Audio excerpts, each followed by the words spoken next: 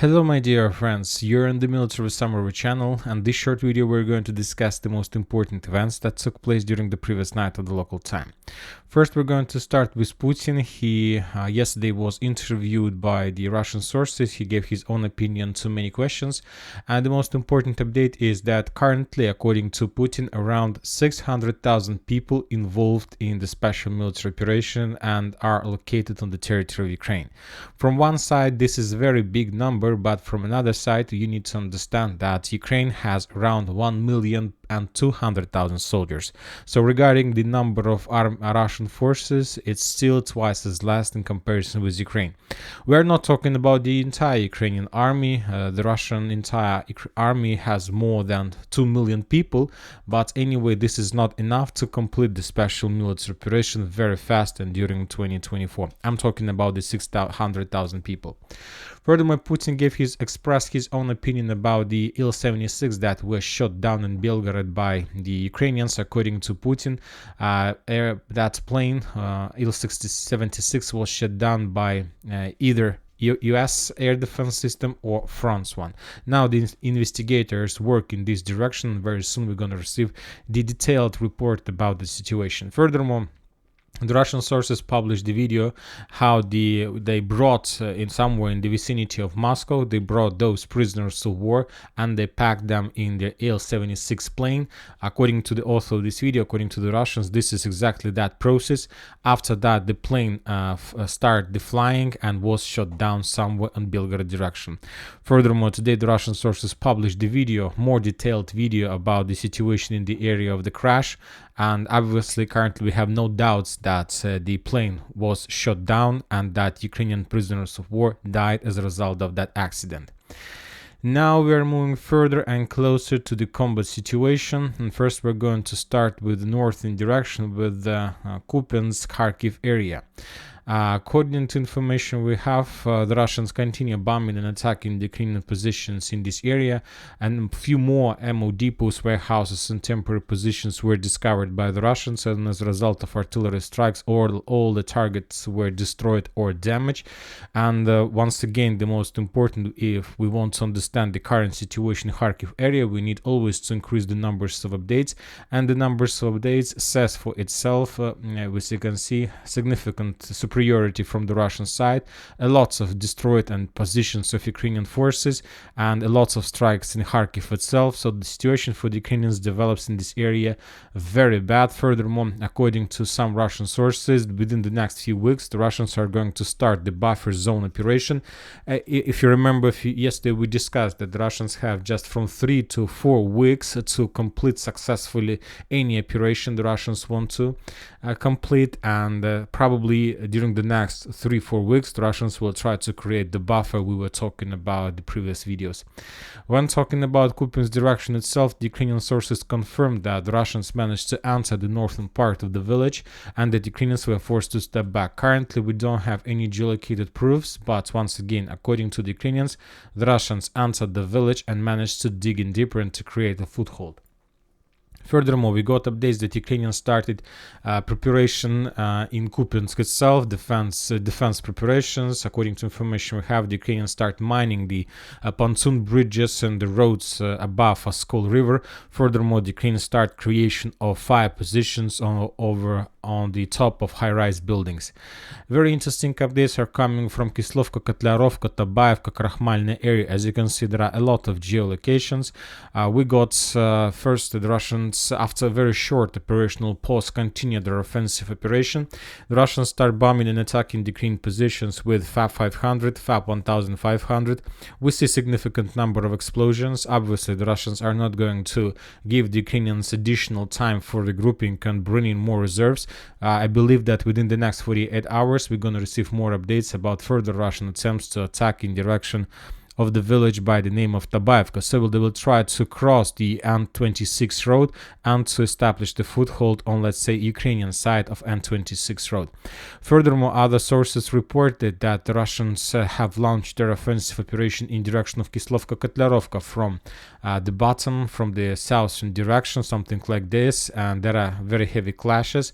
And we started receiving these updates yesterday in the evening, but today we got like more or less 100% sure confirmation confirmations about the clashes in these directions. Probably that was something like reconnaissance and force are in combat, and if this reconnaissance in combat will continue successfully, complete successfully, obviously the Russians will increase the pressure.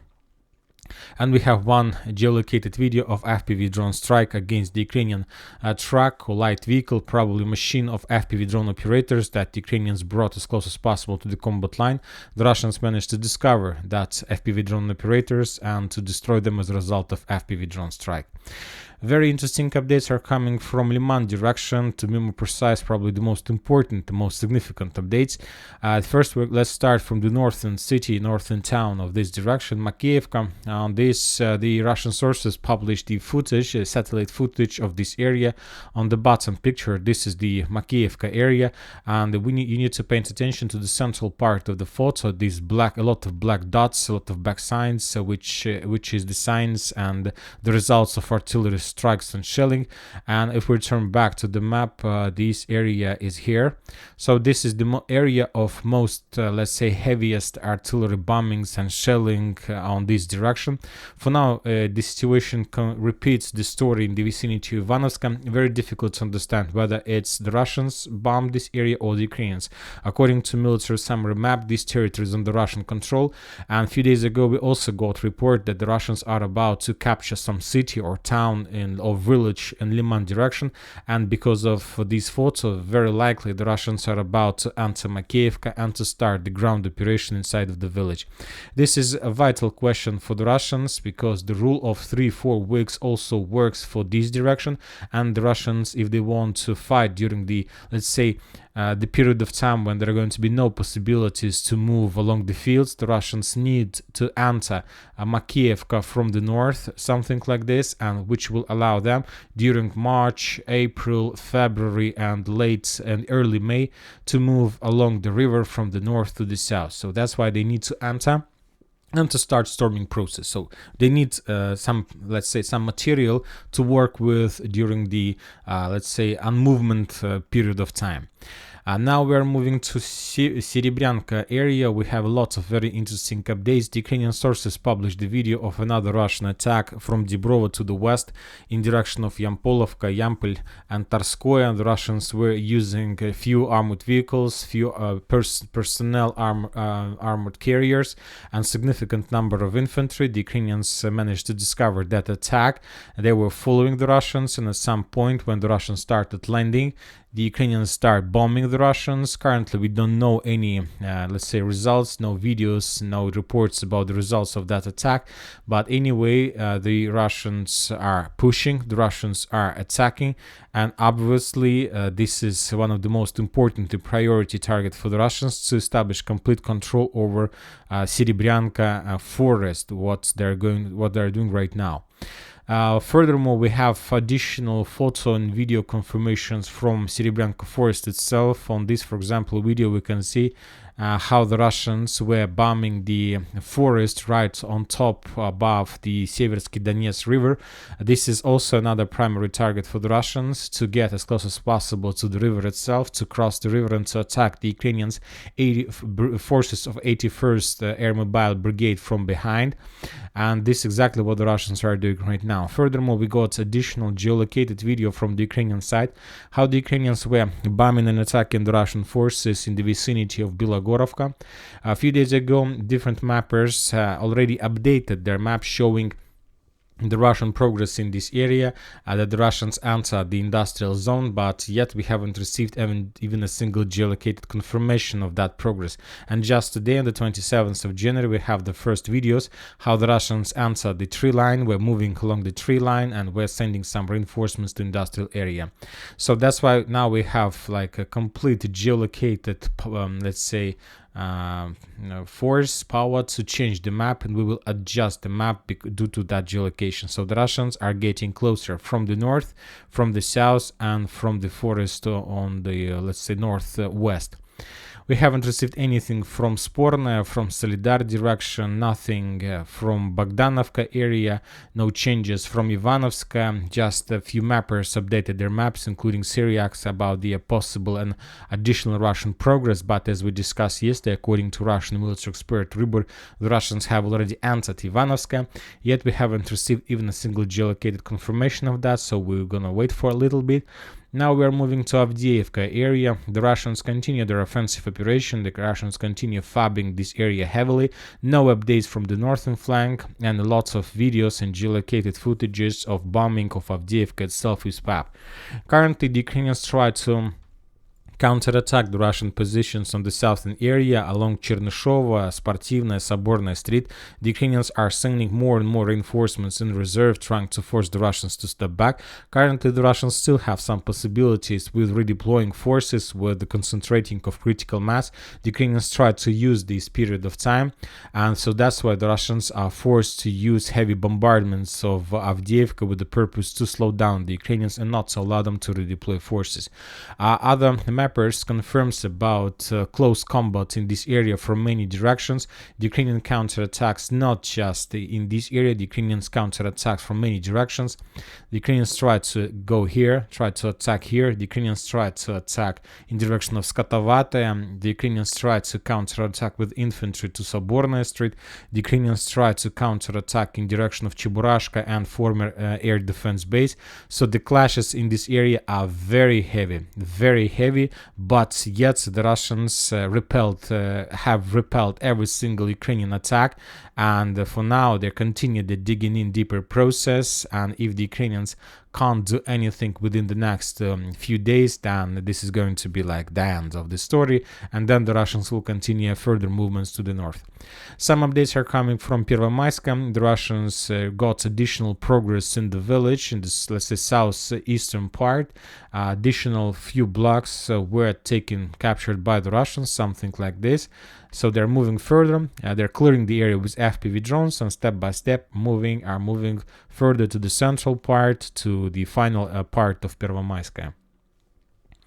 Now we are moving to the south in direction of Novomikhailovka. More mappers confirmed about additional Ukrainian counterattack progress in the southwestern part. According to some different mappers, this territory under complete Ukraine control. For now, we are not going to change the map due to the absence of any geolocated confirmations. Furthermore, the source reported about close combats in between these two fortifications. The Ukrainians tried to counterattack in direction of Zverinets fortification.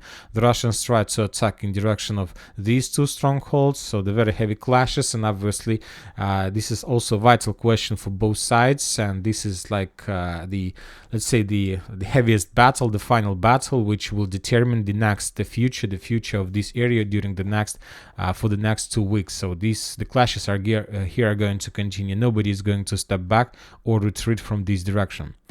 We haven't received anything from South Donetsk direction, from Vremivka tactical bridgehead, just few bombings of Ukrainian positions, nothing special. The same story about Rabotina-Verbova. According some Russian sources reported about additional progress of the Russians to the west of Verbova. So according to some Russians, few more tree lines were captured by the Russians. So small improvement of positions and maintaining of the gray zone. Other Russian sources published the satellite photo of this area. As we can see, the main Russian artillery focus take place between Rabotina and Verbova, right in central part. Very heavy shelling, very heavy bombing, but without, like, say, very huge or full-scale, large-scale offensive operation on the ground. Kherson direction, the Russians continue bombing the Ukrainian bank of Dnipro River heavily with the FABs, so different FABs, which is also, like, say, the repeats of this story that took place before the October of 2023. And the thing is that the Russians will not waste their artillery and aviation bombs for free, for nothing.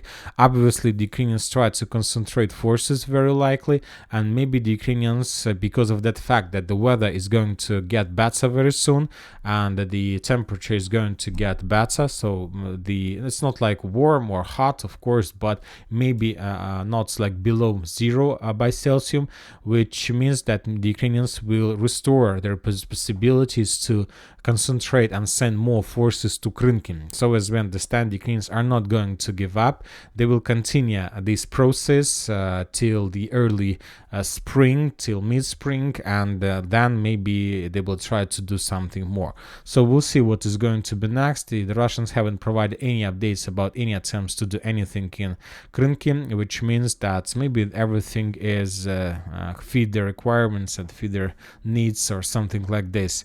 And that's it for the short video. Military Summary channel reminds to condemn any violence in the world. Thank you for watching. Subscribe to my channel, put your likes to my Patreon, and have a good day. Bye bye.